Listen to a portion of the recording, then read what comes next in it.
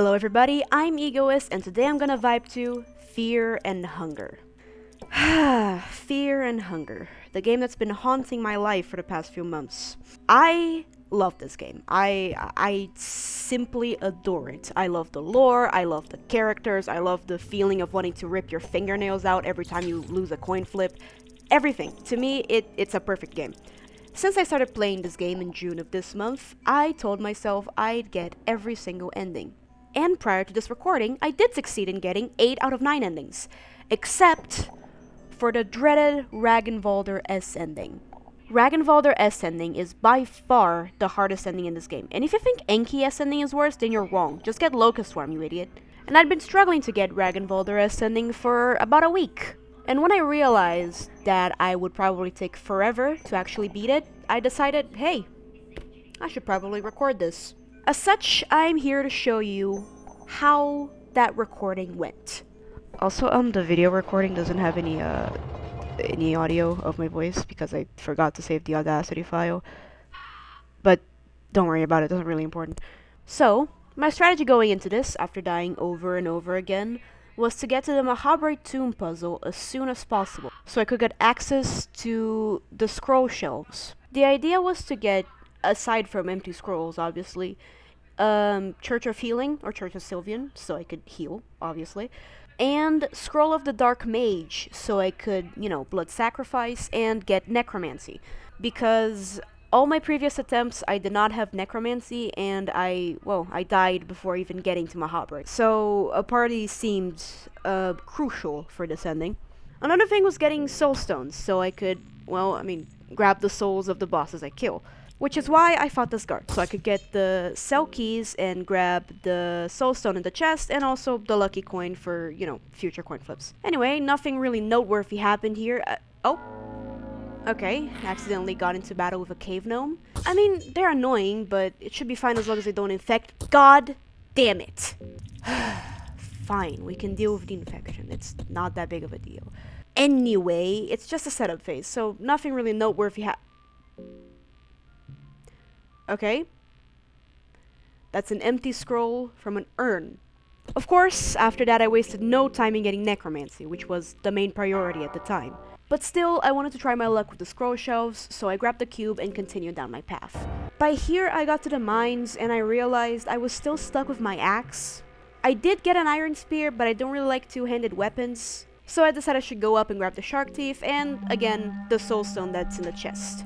The Crowmauler did spawn as I was picking up the soul stone, but, he probably spawned next to the shortcut to the level 5 mines, right?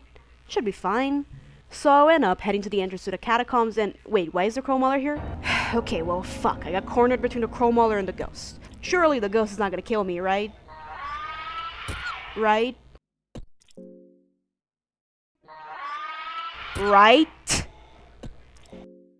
Right, but at the cost of looking like I lost 80 years of my life. Anyway, I went down to the Tomb of the Gods and was met with the disheartening fact that this door can't be opened with small keys, forcing me to use a red vial, but it's fine. I went to the pass because it's easier to avoid the red men, and I solved the Mahabharata puzzle. From here, I could finally finish my setup and... Motherfucker. Alright, well, whatever, there's another shelf right here and... Oh, come on! Okay, well, the good thing is that isn't the last shelf. I just need to climb up and... Oh. That's right. I don't have a purifying talisman. Great. So I just wasted my time for the past few minutes. In a fit of desperation, I went up to Mahabharata and tried to loot the stuff there, but no. No purifying talisman. But hey, at least I got my red vial back. But still, the only thing I could actually do now was climb up to the inner hall, kill the priests, and get the guaranteed purifying talisman there. But hey, since I'm a Mahabharata anyway, I might as well go around looting a bit. Holy shit! So I taught myself blood sacrifice, obviously, and figured I was testing my luck a little bit too hard here, so I decided to go back and... Fuck. Okay. Dodging the uterus is gonna be pretty hard. Well, I should try to just skirt around her and... Fuck! I know there was no way I could handle a uterus in my conditions, so I tried to run immediately, but... The fucking sex doll hit me first. Thankfully I was able to flee her anyway, but now I was infected. And if you may remember from earlier in the video, I already used the green herb. My only green herb. Ugh, damn you, cave gnomes! So now I was left with two options. Either I went back to the present and tried to find a green herb that way, but I haven't really explored the ancient city much, so I wasn't sure of the green herb locations in this place. Or I could go back and hope I can reach the courtyard or something before I died. Thanks to my ignorance, I chose the latter. But upon reaching the stairs, I realized there was simply no way I'd be able to climb all the way back up there without dying first. And so I needed to do something drastic. I needed to cut my leg off. Oh god, playing without dash. Oh, this is worse than hell. But it's fine. We keep trudging on, I guess. Before actually moving on, I decided to go to the ritual circle and use blood sacrifice, and got hurting out of it, which is an okay spell. And then I actually climbed my way back up to the inner hall. From there, I didn't meet Trotter, which surprised me. And Buckman also wasn't there, but I didn't dwell on it for long because I had shit to do. I went up, I killed a priest, I actually got the talisman, and then I decided to loot the library. And from there, oh my fucking god. Thankfully, I was actually next to a green herb this time. I just needed to leave, and oh no, god, no, don't do this to me. No, game, please don't do it. Don't. Oh. He lost track of me. I just needed to leave, go to the courtyard, and there it is, my green herb. From there, I decided to fight Isaiah so I can get the Iron Mask, and thankfully it was a very easy fight because his head only has 40% magic evasion.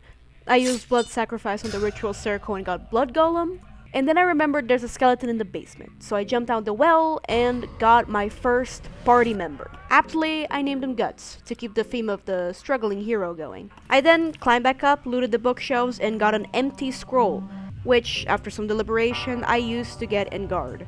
And then I decided to fight our first boss, the Crow Mauler. The fight was rather simple, honestly. First, I used a red vial on the head, then I used a throwing dart on the torso and just let the poison do its thing. And so, the first out of 14 souls was acquired. Then, I went down to the basement again to get my asthma, which I didn't equip right away because I was afraid I'd forget and accidentally kill Guts. But still, I could always just equip it right before a battle. It's fine. Then out of curiosity's sake, I decided to go down to find out what happened to Buckman, and there he is. He seems deceased. Oh, you think? But then I decided to go down and fight our second boss of the run, the Cave Mother. It was also a really standard fight. First I used red vial on the torso, then I forgot to equip my asthma, but it's fine. Then I just hit her torso until she died. Her second phase was the exact same thing. Blind her, then hit her torso, like clockwork. And as such, we got our second soul. I also looted the Nomegs so the future Salmon Snake fight could be easier. The thing is, I was very hesitant to fight the Salmon Snake. Not necessarily because his fight is difficult, but because this layout has a night lurch camping right in front of his door. I'm terrified of the night lurch, alright? It's one critical state and I'm doomed. So instead, I went back to the basement and decided to fight our third boss, Iron Shakespeare. The thing about Iron Shakespeare is that his torso only has 800 HP, which, if you have my asthma, all it takes is 2 hits. So his fight turned into a complete and utter joke, because I had in guard, and I had my asthma, and I had Crow Mauler soul. So yeah, third soul, barely even worth mentioning. Now I had killed 3 out of the 4 bosses in the first half of the game. I was still terrified of the idea of having to fight that Night Lurch, so I decided I should go to Mahabri instead. And so I went back to the catacombs, headed towards the door, and oh no. Normally I wouldn't be afraid of a guard, but this one is infected. And he can infect you too. The main issue about brain pollen is that it makes your party members attack each other. And if you're alone, attack yourself. This run was blessed so far, and I was terrified of losing it to brain pollen. And since I didn't enter this fight with guard, I was stuck in a conundrum.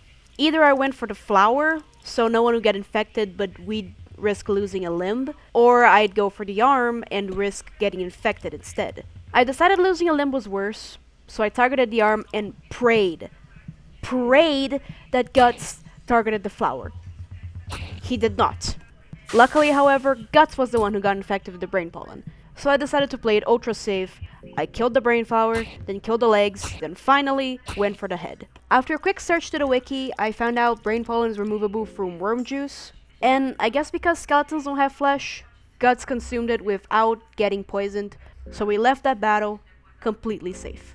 And so finally, I made my way back to Almer's tomb to loot the scroll shelves. In the end, I didn't get much of anything. I got Berserk, which is garbage, and Lockpicking, which is good, but not necessarily, well, necessary. But it's not like I was in dire need of anything good, so I wasn't too mad.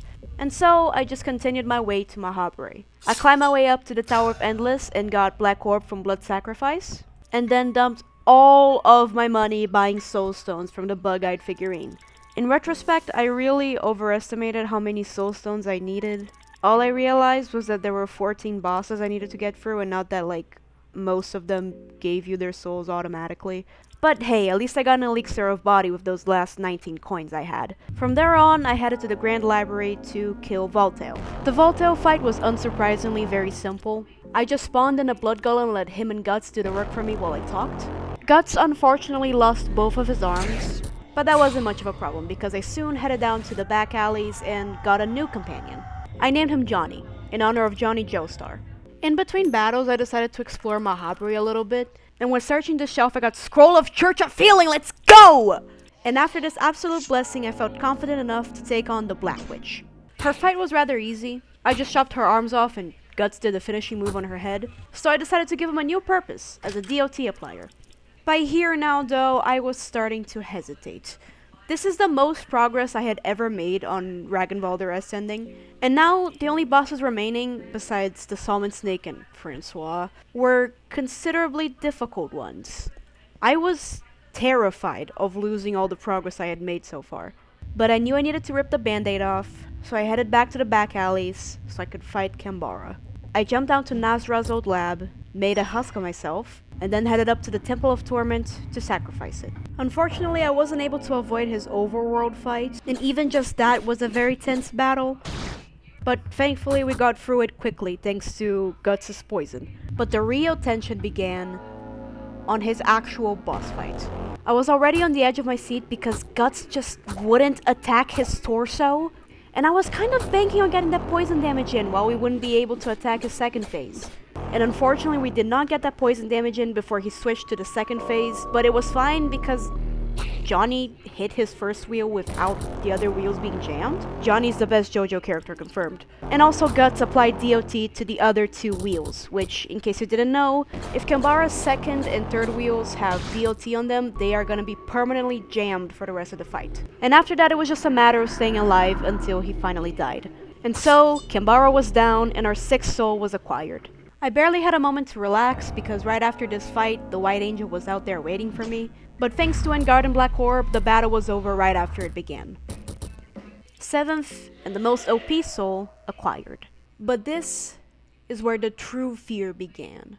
The only new god battle remaining was the Skin Granny, who is undoubtedly the hardest new god fight. Much like the Night Lurch, I was terrified of fighting the Skin Granny, because again, all it takes is one critical state, and the entire run is over.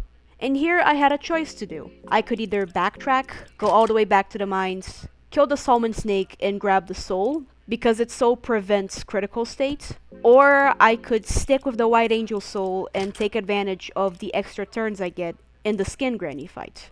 I spent some time mulling it over and eventually decided that the White Angel soul was better, and definitely not because I was too lazy to go all the way back to the mines. And so I went back to the Tower of Endless and laid down on the bed. Now, I knew this fight would be difficult, even if I was prepared. So, taking advantage of the knowledge I have in this game, I put on the Dark Priest clothes and went to talk to the Dark Priest in the dream. In case you didn't know, you can interact with the Dark Priests if you're wearing their clothes. And the Dark Priests in the dream give you an opium powder and, most importantly, an empty scroll. I knew I was quite strong already, but I didn't feel very prepared at all. So I grabbed that empty scroll just in case, and I mulled it over for a few moments, until eventually deciding to learn pheromones. And so, the battle began. I spawned on the blood golem, Guts applied poison, and on the second turn, I applied pheromones on the blood golem. The blood golem, unsurprisingly, died right away, but it gave us enough time to destroy one of her arms. I lost her coin flip attack, but it didn't mean anything because I had the iron mask. And with our attacks and the poison, we quickly made short work of her limbs. And after that, all she could do was take it while we absolutely kicked her ass. The skin granny was down, and Nilvan's soul was ours. I did get infected in the fight, but thankfully I did have one singular green herb remaining, so I took care of it no problem. I can't express with words just how relieved I was after that successful battle. Afterwards, I came back to the present so I could fight the nameless figurine. Obviously, it was a very chill fight. The only thing I needed to make sure was that his arms were cut off before he died, and you'll see why later. Then, I got the King's Passage key, headed to the throne room to kill the organ, and then came back to fight Francois. The Francois battle was... do I even need to say anything? I just talked to him until he died. Whatever. The real worries came after the Francois battle. There were only 2 fights remaining, and I was terrified that either of them would ruin everything for me. In fact, prior to this recording, I had never fought the Old Guardian before. In fact, I had only seen him once during my Ragnvaldr S Ending run, and I obviously didn't fight him then, so I had absolutely no idea what to expect. And even then, there was still that damn night lurch in front of the Salmon Snake door that could kill me at any moment. I decided to get what was probably the worst fight out of the way first, and I returned to the Tomb of the Gods to get the old passage key. I tried to skirt around this bloody man, but I couldn't do it. But that's where I had my 10,000 IQ idea of applying pheromones to guts, because skeletons don't have any flesh that can be infected. And it worked like a charm. The mediocre damage did nothing to guts, and we were able to go down to get the passage key. But that's when the next problem arose. The body snatchers are terrifying. I'd lost a Ragnvaldr S Ending run to that thing before, so I was very, very paranoid. But luckily, thanks to that crit with my asthma, the body snatcher stood no chance, and I was able to get the key without any issues. And so I made my way to the old passage and... oh, right, I forgot about you. Anyway, and so I made my way over to the old passage, and finally, I made my way to the Old Guardian. I was so tense going into this. I had no idea what the fight would be like. All I was armed with was my asthma and my knowledge. That's right, for some reason, in the game's code, the Nameless figurine's arms and the Old Guardian's arms are connected. So if you kill the arms of the Nameless figurine, when you fight the old figurine, he's gonna be missing his. Now, why that is, I have no idea.